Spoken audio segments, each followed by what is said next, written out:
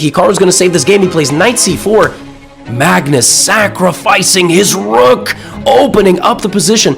If you take the rook right now, HG, FG, your king is wide open, queen c5, and it's over. You have no shelter. So instead of that, Hikaru has to play f3, and he is losing. If Magnus finds the check, he does. Magnus is desperately searching for the knockout. He is forked, and his rook is hanging. The winning move here is the absolutely savage and unbelievable rook a6. If you take the bishop, everything is hanging. If you take the bishop, b5, and the rook gets in this way. Can you believe it? The knight hangs. Where does the knight move? If the knight goes to d2, you disconnect everything. H takes g3. There is a queen ready to infiltrate against the king. White doesn't have enough time. Magnus needed to play rook a6 and b5. But he thinks for a minute. He goes back to a8.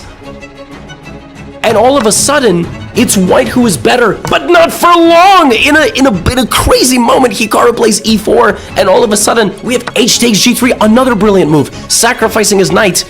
He's sacrificing the knight to open up the h file and have bishop takes e4, but Magnus only has 20 seconds. Hikaru has a minute and 24 on the clock, and he trades off the bishop. Bishop takes, pawn takes, knight into e3. Oh my goodness, pawn to g2 is a check. This pawn is there, but the pawns are in the way of the pieces. You needed the queen or the rook to be leading the attack, not the pawns.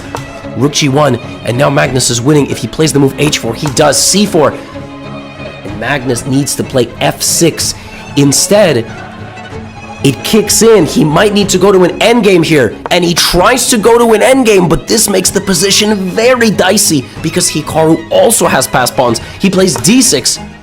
And now, if you bring your king and invest with the pawns, maybe you're still winning.